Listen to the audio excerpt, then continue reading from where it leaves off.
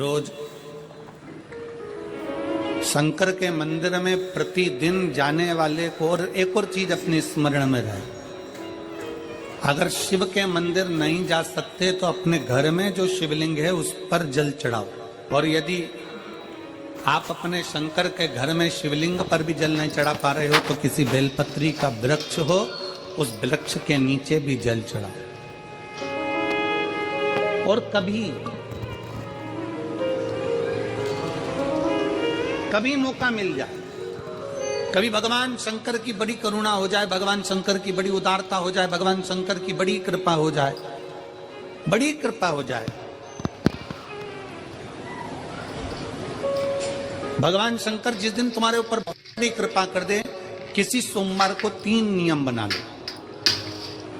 जिस दिन मेरा भोले बाबा तुम पर कृपा कर दे उस दिन सोमवार का एक नियम बनाओ कि महीने का एक सोमवार मुझे ऐसा करना है, 3 नियम धारण करना है महीने के सोमवार को। पहला, सुबेरे जाकर शंकर भगवान को 1 लोटा जल चढ़ाना है। दूसरा, दोपहर के समय पर जाकर मुझे बेलपत्री के वृक्ष के नीचे एक चावल का दाना रखकर बेलपत्री की 7, 11, 21, 108, 51 जितनी परिक्रमा आप लगा सकते हो वो लगाना है।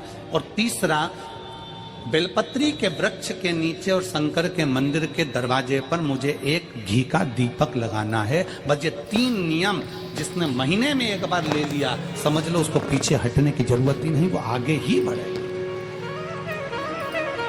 महीने के किसी एक सोमवार का ऐसा नियम बना लो कि मुझे 3 नियम धारण करना है महीने के किसी भी एक सोमवार को। हम ये नहीं कहेंगे कि तुम सोमवार 5 पढ़ रहे हैं तो 5 को करो, 4 पढ़ रहे हैं तो 4 को करो, 3 पढ़ रहे हैं तो 3 को करो। तुम तो महीने का एक सोमवार का नियम बनाओ। और मेरी जीजियों से, मेरी बेटियों से जो विदेश में रह रही हैं, जो कहीं बाहर रह रही हैं, कहीं बड़े शहर में रह रही हैं, जो रोज मंदिर नहीं जा सकते, हर किसी महीने के एक सोमवार को भी ये नियम निर्धारण थे, तो उनसे कहेंगे कि 3 महीने में एक सोमवार का नियम बना लो। 3 महीने में नहीं बना सकते तो 6 महीने में एक सोमवार का नियम बना लो। और 6 महीने में नहीं बना सकते तो 1 साल में एक सोमवार का ऐसा नियम बना लो कि मैं साल का एक सोमवार ऐसा रहूंगी कि सुबह सोमवार के दिन मंदिर में जाकर जल चढ़ाऊंगी, दोपहर में जाकर बाबा को एक अक्षत का दाना रखकर, अक्षत का मतलब है कि बाबा मेरी दिनों दिन उन्नति करना है। बेलपत्री के वृक्ष के नीचे जो अक्षत रखा जाता है वो उन्नति के लिए रखा जाता है। शंकर के शिवलिंग पर जो अक्षत रखा जाता है वो रोग मुक्ति के लिए रखा जाता है। अशोक सुंदरी पर जो अक्षत रखा जाता है वो संतान प्राप्ति के लिए रखा जाता है। षडानंद कार्तिकेय की ओर जो अक्षत रखा जाता है वह हमारे बच्चों की सुख समृद्धि के लिए रखा जाता है। विनायक की ओर, गणेश जी की ओर जो अक्षत रखा जाता है वो हमारे घर में कोई मंगल कार्य आ जाए उसके लिए रखा जाता है। और जो पीठिका होती है जिसपे शिवलिंग रखा होता है, पार्वती जी का हस्तकमल, उस पर अक्षत रखा जाता है तो नारी के अखंड सौभाग्य के लिए रखा जाता है। अक्षत रखने का भी तरीका है। एक चावल का दाना कहाँ रखा जाता है, क्यों रखा जाता है, कैसे रखा। अब कई लोग कहते हैं गुरुजी ये शिव महापुराण में आप ये नियम बताते हो, तरीका बताते हो। हम तो उनसे कहेंगे डॉक्टर के पास जाओगे तो डॉक्टर भी गोली लिखकर ये नहीं कह देगा कि ये सारी गोली एक साथ खा जा। डॉक्टर भी कहेगा ये गोली सुबह खाना है, ये गोली शाम को खाना है, ये गोली दोपहर में खाना, ये गोली भूखे रहकर खाना। बोलो सही है कि गलत है? ये रात्रि को खाना खाने के बाद खा लेना, ये खाना खाने के पहले, ये नाश्ते के पहले। और सुनो, ये दवाई, ये वाली पीछे वाली जो दवाई लो ना इसको दूध से लेना, ये वाली जो दवाई लो ना इसको पानी से लेना। और सुनो, ये डब्बी है इसको पानी में मिलाकर फिर पीना। दवाई लेने का भी तरीका है, उसी तरह शिव महापुराण में एक एक अक्षत का भी तरीका है और एक एक बेलपत्री का भी तरीका है। अब मान लो कई लोग कहते हैं गुरुजी आप ये तरीका बताते हो शिव पुराण के माध्यम से, कई लोगों के मन में संशय जागता है, तो अगर हम एक साथ चावल चढ़ा दे तो उसका क्या तरीका है? तो हमारा निवेदन है डॉक्टर जो दवाई ले एक ही बार में निपटा जाए, एक ही बार में खा ले। दवाई एक बार में पूरी खा गए असर नहीं करेगी, इसमें डॉक्टर का कोई दोष नहीं है। उसने तो बताया था ऐसे लेना, ऐसे लेना। और तुमने, मैं डॉक्टर साहब ने पूछा दवाई पूरी ली, शाम की दवाई भूल गई थी, सवेरे की दवाई भूल गई थी, ये दवाई भूल गई थी। डॉक्टर कहेगा हमने तो नियम बताया था, तुमने नहीं खाई तो असर कहां से करेगी? तुम असर कब करती है? जब हम पूजन के तरीके को जान जाए, जब हम अर्चना के तरीके को जाए। आप साल भर का एक सोमवार निकाल लो, 6 महीने का एक सोमवार निकाल लो, 3 महीने का एक सोमवार निकाल लो, महीने का एक सोमवार निकाल लो, अपने से दिल में बन जाए तो एक सोमवार ऐसा निकालो जिसके 3 नियम धारण हो। पहला, उसी सोमवार जिसको कर रहे हो उस दिन सुबह जल चढ़ाना। दूसरे, दोपहर के समय पर जाकर बेलपत्री के वृक्ष के नीचे एक चावल का दाना रखना और परिक्रमा बेलपत्र की जितनी तुमसे बन जाए, जितनी तुम्हारे शरीर की कैपेसिटी हो, जितना तुम्हारा शरीर चलते बन जाए। हम तो ये भी नहीं कहते कि तुम भूखे रहकर भगवान का भजन करो, हम कभी नहीं कहते। हम तो यहां तक कहते हैं, हमारे पुष्टि मार्ग में यहां तक कहा गया कि वल्लभ कुल की एकादशी करो, भले बकरी जैसे चरो पर एकादशी करो। हम तो यहां तक कहते हैं कि बहुत समय से कल मेरी एकादशी है, एकादशी है, एकादशी है, एकादशी है, पूरे घर को हिलाकर रख दिया, एकादशी है, एकादशी, एकादशी है। बहू टेंशन में, बेटा डिप्रेशन में, पति पपीता ला ला के, सेव फल ला ला के, मूंगफली का दाना ला ला के, काजू कतली ला ला के, सेव फल ला ला के, और सारा सामान, साबूदाना और खिचड़ी और ना चिप्स ना जाने क्या क्या ला ला के, बेचारा पति एकादशी आती है वो नौमी से चिंता में पड़ जाता है।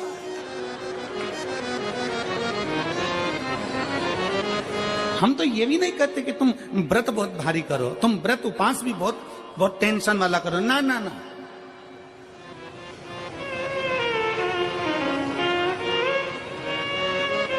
अपने को व्रत उपास भी इतना बहुत बहुत भूखे रह रहे हो, बहुत प्यासे रह रहे हो, और मालूम पड़े कि भगवान हमें मिलेगा, भगवान हमें मिलेगा। भगवान कहता है कि देख भाई, मैं भी भूखा नहीं रहता, तू भी भूखा मत रहे, मैं भी चकाचक रहता हूं, तू भी चकाचक रहे, मैं भी अपने। और भगवान शंकर तो ये भी कहते हैं कि अपना परिवार में मत छोड़ो। मेरे पास में पार्वती भी, एक ही देवता है जो विद फैमिली मंदिर में बैठता है। शंकर जी हैं तो पार्वती जी है, तो गणेश जी हैं, तो कार्तिकेय जी हैं, तो नंदी है, सब मंदिर के अंदर चाहिए। शंकर भगवान अपने पूरे परिवार के साथ। शंकर जी तो ये कहते हैं अकेले तुम क्यों रहते हो। शिव जी की एक बात अपने ध्यान में रखना, कितनी सुंदर बात है शंकर भगवान की, बहुत ध्यान में रखिएगा। आप जौहरी नहीं हो, हीरे को नहीं परख सकते। हम भी जौहरी नहीं है, हम हीरा को नहीं समझ सकते।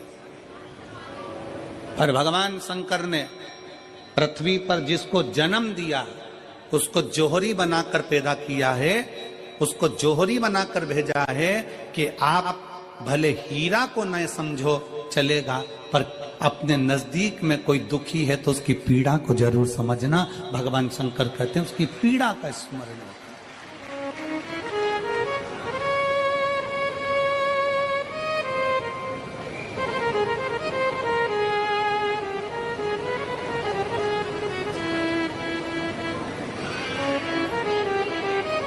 हीरा को समझो ना समझो, पर पीड़ा को जरूर समझिए। किसी के दर्द को जरूर समझिए, किसी के दुख को जरूर समझिए, किसी की तकलीफों को जरूर समझिए। पशुपतिनाथ का व्रत करते हो आप, 16 सोमवार का व्रत करते हो आप, संकट सोमवार का व्रत करते हो आप, शिवरात्रि का व्रत करते हो, सोमवार की अष्टमी का व्रत करते हो। उन व्रतों में सारे व्रत करो, मना नहीं है, पर उस व्रत में अपना पूर्ण समर्पण परमात्मा के प्रति रखो। केवल खाना छोड़ा है, अन्न छोड़ा है, भोजन छोड़ा है, और दिन में सुबह से लेकर शाम तक 2-3 बार तुमने कुछ ना कुछ पाया है, वो व्रत हो सकता है आपकी दृष्टि में। पर हमारी दृष्टि में व्रत कौन सा है। शिव महापुराण की कथा कहती है कि सुबेरे आपका व्रत चालू हुआ, दूसरे दिन ब्रह्म मुहूर्त तक जो आपका व्रत आपने रखा है, भगवान का जो व्रत कर रहे हो, उस व्रत में एक बात अपने अंदर उतार कर रखो कि इस दिन मैं अपने मोबाइल का त्याग करती हूँ, पूरे दिन मैं मैसेज नहीं पढ़ूंगी, मैं देखूंगी नहीं, मैं अपशब्द नहीं कहूंगी, मैं जानूंगी नहीं। दूसरा, आज के दिन मेरा व्रत है, आज 1 महीने में, 15 दिन में, 2 दिन में, 20 दिन में मैंने अगर किसी से भी अपशब्द कहा होगा, आड़ा टेढ़ा कहा होगा, तो सबसे पहले आज व्रत वाले दिन मैं उसको सॉरी कहूंगी, क्षमा मांगूंगी और अपने हृदय से लगाने का प्रयास करूंगी। व्रत है। व्रत का तीसरा अंश आज मेरा व्रत है, मैं आज के दिन किसी को भी अपशब्द नहीं बोलूंगी, किसी के लिए आड़ा तड़ा नहीं बोलूंगा। आज जितना बन सकेगा मैं सात्विक जीवन जीऊंगा। चौथा, आज मेरा व्रत है, आज के दिन मैं झूठ नहीं बोलूंगी, ना झूठ बोलूंगा सुबह से लेकर शाम तक। और पांचवा, आज व्रत वाला दिन है, जितना फलार मैं करूंगी उसका पैसा जोड़ूंगी कि 15 रुपए का मैंने साबुदाना खाया, 10 रुपए का बटाटा खाया, ये खाया वो खाया, सारा हिसाब लगाकर 55, 60, 70 रुपए जितने होते हैं उसमें से एक अंश निकालकर मैं उसका एक भाग किसी गौशाला में जाकर गाय को चारा जरूर दूंगी। आपका व्रत, आपकी साधना, आपका तप, आपका बल, आप कैसा कर रहे हैं? केवल भूखे रहने पर भगवत पद की प्राप्ति नहीं होती। शिव महापुराण की कथा कहती है कि भूखे रहने से भगवान की प्राप्ति नहीं होती।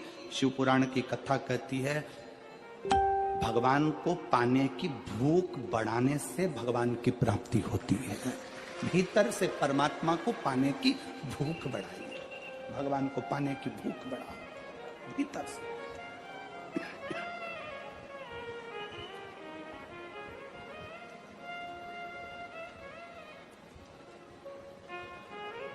व्रत करो मना नहीं, तप करो मना नहीं, साधना करो मना नहीं, पर उस तप साधना में, व्रत में परमात्मा को पाने की ललकता हो आपके भीतर, भगवान को पाने की ललकता हो आपके भीतर, भगवत पद को पाने की ललकता हो आपके भीतर, तो भगवान।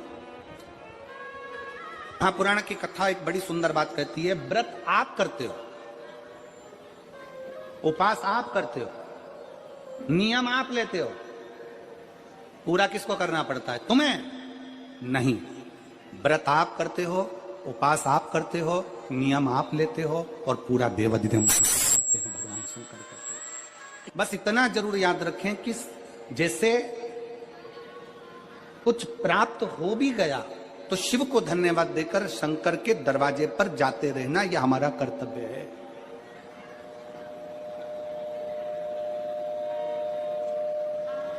एक बहन जी ने पत्र लिखा था कल। उस पत्र में बहन जी ने लिखा कि शिव महापुराण तप का मतलब क्या होता? चलिए, उपास का मतलब बताओ। खाना छोड़ देना व्रत नहीं है, दूसरे का धन छुड़ाकर खाना छोड़ देना व्रत है। शिक्षा दे देना, किसी को चिकित्सा की जरूरत है उसकी चिकित्सा में थोड़ा सा धन लगा देना, कोई रोते हुए की आंख के आंसुओं को पोंछ देना, किसी के दुख में खड़े होकर उसको खुशियां प्रदान कर देना, ये दुनिया का सबसे बड़ा व्रत है, सबसे बड़ी साधना, सबसे बड़ा तप। मन साफ है तो सारी गलतियां माफ है, और अगर मन ही साफ नहीं है तो गलती कौन माफ करेगा भाई? हम भी तो अपनी जिंदगी में एक नियम बना सकते हैं कि मैं श्री शिवाय नमस्तुभ्यम का जाप करूंगी। मेरी कॉलोनी में कोई शंकर जी का मंदिर है, हम 5-10 महिलाएं प्रत्येक सोमवार को 10 मिनट बैठेंगी, शाम के समय प्रदोष काल में 6 बजे 6:30 बजे बैठेंगे, 6:45 बजे 15 मिनट बाद उठ जाएंगे, श्री शिवाय नमस्तुभ्यम का जाप करेंगे, शंकर जी को भोग लगाएंगे। अगर एक हफ्ते में 5 सोमवार पड़ते हैं तो 5 महिलाएं अपना नियम बना ले कि आज का प्रसाद थोड़ा सा, कुछ भी शक्कर, खड़ी शक्कर, कुछ भी मैं लेके आऊंगी, मां भोग लगाएंगे, अपन 5 मिलकर श्री शिवाय नमस्तुभ्यम जपेंगे, प्रसाद बांट देंगे, अपने घर चले जाएंगे। ज्यादा ढोंग प्रपंच नहीं, दिखावा नहीं, कोई एक नियम। हमारे नजदीक में शंकर जी का मंदिर है, हफ्ते में एक बार नियम बनाएंगे, उस मंदिर में सफाई करेंगे। हफ्ते में एक बार नियम बनाएंगे, अपने नजदीक के शंकर के मंदिर को साफ करेंगे, क्लीन करेंगे। एक नियम अपने अंदर बनाओ शिव के प्रति।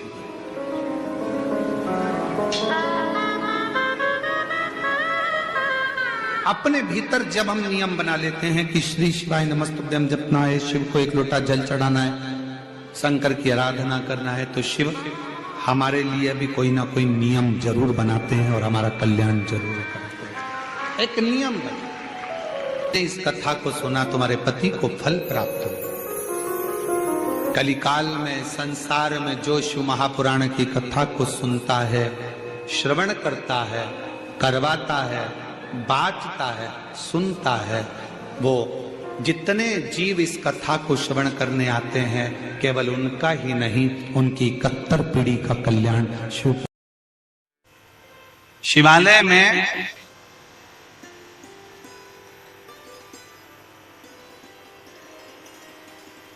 शिव महापुराण की कथा कहती है, शिवालय में 5 स्थान ऐसे हैं जहां पर बैठने से व्यक्ति खाली नहीं जाता। शिवालय में 5 स्थान है, 5 जगह शिवालय में। पहले नंबर पर ये 5 जो स्थान बताए गए हैं शिव महापुराण में शिवालय के, इन 5 स्थानों पर कभी भी बैठोगे और शंकर को पुकारोगे तो वहां से खाली नहीं जाओगे, वहां से खाली नहीं जाओगे। 5 स्थान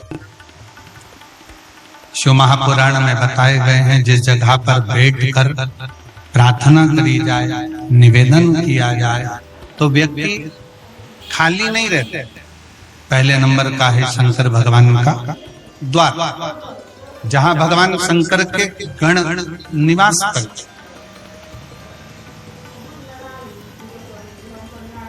जहां शिव गण रहते। कभी भी मंदिर के अंदर जब प्रवेश करो, मंदिर के अंदर जब भी जाएं, मंदिर में जब भी प्रवेश करें तो एक बात अपने हृदय में रखो कि शिव की जो चौखट है, शंकर के मंदिर का जो दरवाजा है, चौखट है, उस चौखट पर, उस द्वार पर अपना हाथ का स्पर्श कर कर उसको प्रणाम जरूर करो, उसको निवेदन जरूर करो, उसको नमन जरूर करो, चौखट को प्रणाम करिए, उस चौखट को नमन करिए, उसको प्रणाम करिए। पहले नंबर पर है उसकी चौखट का प्रणाम। भगवान शंकर के मंदिर की चौखट को प्रणाम करिए, नमन करिए। कहते हैं शिव मंदिर के चौखट का, दरवाजे का, द्वार का दर्शन मणिभद्र जो शंकर भगवान के दरवाजे का द्वारपाल है, मणिभद्र जो शिवजी के दरवाजे का द्वारपाल है, दरवाजे का दर्शन करने वाले को मणिभद्र अपनी ओर से शिव आज्ञा से कुछ ना कुछ देकर भेजता जरूर है, खाली नहीं भेजता। मणिभद्र। दूसरे नंबर पर नंदी हॉल,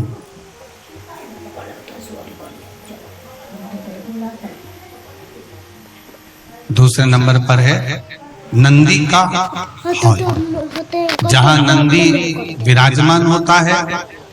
शिव जी के मंदिर में जहां नंदी रहता है, नंदी का जो हॉल होता है, जहां नंदी विराजमान है, नंदी बैठा हुआ है, नंदी जिस हॉल में है वो नंदी हॉल, वो नंदी। मंदिर में शंकर के जब भी जाए, शिव के मंदिर में जब भी पहुंचे तो जहां नंदी विराजमान, उस नंदी हॉल में, नंदी के नजदीक में 2 क्षण बैठो, नहीं बैठ सकते तो नंदी के कानों में अपने मन का भाव कहकर श्री शिवाय नमस्तुभ्यम कहकर, ओम नमः शिवाय कहकर, या षडाक्षर मंत्र ओम नमः शिवाय, पंचाक्षर मंत्र नमः शिवाय बोलकर फिर वापिस नंदी। एक है शंकर भगवान की चौखट, दूसरे नंबर पर है शिव जी का नंदी हॉल। शिव जी के नंदी हॉल में नंदी के पास बैठकर भगवान शंकर से आप अपने मन का भाव जब कहेंगे तो शिव नंदी।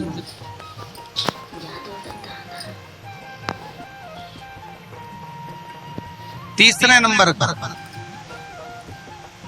शिव जी के मंदिर के पास में जो कुआं हो, बावड़ी हो, तालाब हो, सरोवर हो, शिव जी के मंदिर के पास में कोई कुआं, बावड़ी, तालाब, सरोवर, नदी अगर हो तो उस सरोवर, कुआं, बावड़ी, तालाब और नदी के पास में 2 क्षण बैठकर शंकर के नाम का उच्चारण करने पर, शिव नाम का उच्चारण करने पर शिव देते जरूर हैं।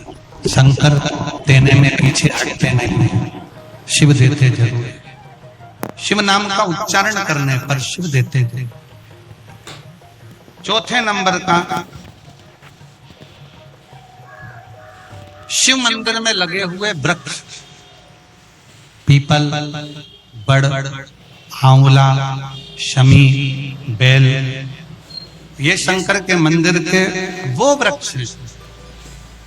शिव मंदिर के, शिवालय के नजदीक में जो वृक्ष लगा होता है, उस वृक्ष के पास में, उस वृक्ष के नीचे 2 मिनट 5 मिनट बैठकर शंकर के नाम का उच्चारण करने पर, शिव नाम का स्मरण करने पर शिव देते जरूर। ये चौथा स्थान, ये चतुर्थ स्थान, चौथा स्थान। 4 स्थान सब लोग बोलेंगे। पहला स्थान कौन सा बताया था? शिव जी की, जम के बोलो जरा, चौखट दरवाजा। दूसरा स्थान नंदी के नजदीक में, नंदी हॉल में, नंदी के पास। तीसरा स्थान शिवालय के पास में जो कुआं हो, बावड़ी हो, तालाब हो, सरोवर हो, नदी हो, कुंड हो, वहां 2 मिनट 5 मिनट बैठकर बाबा से अपने मन का भाव जरूर कहना। चौथा स्थान, जम के बोलो जरा, शिवालय में, शंकर के नजदीक में, शंकर के मंदिर के पास में जो वृक्ष हो, बड़ का, पीपल का, आंवले का, शमी का या बेलपत्र का जो वृक्ष हो, उसके नजदीक में, उसके नीचे, उसके पास में बैठकर जो बोला जाता है, शिव उसको स्वीकार करता है और देता जरूर है। और 5वें नंबर का शिव पुराण कहती है, शंकर जी के मंदिर में उत्तर की ओर मुख कर, उत्तर मतलब शंकर जी का जो शिवलिंग है ये जलाधारी है और ये पानी बहने का स्थान है। शिव जी के मंदिर का जो पानी बहने का स्थान होता है वो उत्तर का होता है। तो आप जब दक्षिण में बैठेंगे और उत्तर की ओर देखेंगे या उत्तर की ओर से दक्षिण में बैठकर शंकर का स्मरण, पूजन, दर्शन उत्तर की ओर कर करते हैं या उत्तर की ओर बैठकर भगवान शिवालय में, शंकर के मंदिर में जो मांगते हो शंकर वो देता जरूर है। ये 5 स्थान, ये 5 शिवालय में बैठकर, शंकर के नजदीक में बैठकर, शंकर के पास में बैठकर यहाँ शिव से प्राप्त किया जा सकता। तो पहला स्थान, जम के बोलो जरा, पहला स्थान कौन सा है? शिव जी के मंदिर का द्वार। दूसरा स्थान नंदी के नजदीक में बैठकर नंदी का हॉल। तीसरा स्थान जलाशय, कुआं, बावड़ी, तालाब जो शंकर के मंदिर के बिल्कुल नजदीक हो या शंकर के मंदिर में हो या शिवालय। आप लोगों के स्मरण में है कि नहीं पता नहीं, पर मैं कहूं कुबेरेश्वर धाम में जहां पर कंकर शंकर शिला रखी है बड़ी वाली, आप लोग गए? कौन कौन गया है? जरा हाथ उठाओ तो जरा, सब गए हो? तो जहां बड़ी वाली शिला रखी, कंकर शंकर जो शिला रखी है, केदार शिला जो रखी है, उस बड़ी शिला का बिल्कुल नजदीक का जो हिस्सा है, शिला जहां रखी है उसका बिल्कुल 4 कदम दूरी पर ही एक कुआं है। अब तो उस कुएं पर छत डाल दी गई है और कुएं को छत डालकर बंद कर दिया गया, पर पूरे कुबेरेश्वर धाम में जो पानी आप पीते हो, जो पानी का प्रयोग करते हो, जो पानी आप यूज करते हो, वो उसी कुएं का, उसी कुएं का, उस पर छत डाल दी। तो कई लोग कहते हैं कि कुबेरेश्वर धाम में हम जाते हैं और बाबा को प्रार्थना करते हैं तो बाबा हमारी बातों को इतनी जल्दी स्वीकार क्यों करता है? काशी में हम जाते हैं तो काशी में बाबा हमारी बातों को क्यों स्वीकार करता है? उज्जैनी जाते हैं तो उज्जैनी में क्यों स्वीकार करता है? मल्लिकार्जुन जाते हैं तो मल्लिकार्जुन में क्यों स्वीकार करता है? 12 ज्योतिर्लिंग जितने बने हुए हैं, इन 12 ज्योतिर्लिंग के शिवालय में, शंकर के मंदिर में जल का स्रोत है। जैसे विश्वनाथ जी के मंदिर में, काशी में ज्ञान वापी है, जैसे उज्जैनी के अंदर महाकाल मंदिर में ही सरोवर है, जैसे मल्लिकार्जुन में जब दर्शन करने जाते हो तो पास में एक कुआं है, उसी तरह प्रत्येक शिवालय में भीमाशंकर चले जाओ, त्र्यंबकेश्वर चले जाओ, तुम्हारी मर्जी पड़े जिस ज्योतिर्लिंग में जाओगे। आप केदारनाथ जाओगे तो ओम कुंड है, ऐसे जितने जितने ज्योतिर्लिंग का दर्शन करोगे, प्रत्येक ज्योतिर्लिंग के नजदीक में, ज्योतिर्लिंग के अंतर्गत, ज्योतिर्लिंग मंदिर के अंदर एक ना एक शिवालय के पास में जलाशय रहता है। वो जलाशय क्यों रहता है? उस जलाशय के अनुकूल जब हम अपने मन की कामना करते हैं, वहां बैठकर आराधना करते हैं, तो भगवान शंकर पर उस जलाशय का जो पानी शिव पर चढ़ता है, तो हमारे मन की तरंगे शंकर स्वीकार कर कर हमारी झोली भर देते जितने चला। और हमको बड़ी खुशी हुई जब हम कांकेर के मां शीतला के कांकेश्वरी मंदिर में जब हम दर्शन करने के लिए गए, वहां पर शंकर का शिवलिंग भी है। तो वहां जब हम दर्शन करने के लिए गए तो हमने देखा कि ऊपर एक छोटा सा कुंड बना हुआ, छोटा सा झील। और हमारे जैन साहब कह रहे थे कि वो एक नहीं दो है, दो झील। जैन साहब बता रहे थे कि वो गुरुजी वो दो झील है, दो बहनों का कुछ ऐसा क्रम आपने बताया था जैन साहब ने, वो हमारे स्मरण में तो इतना नहीं है, पर उन्होंने कहा कि वो दो झील है। शिव महापुराण की कथा कहती है, जिस देवालय, शिवालय, जिस स्थान पर भगवान के नजदीक में जो कुंड होता है, कुआं होता है, बावड़ी होती है, तालाब होता है, सरोवर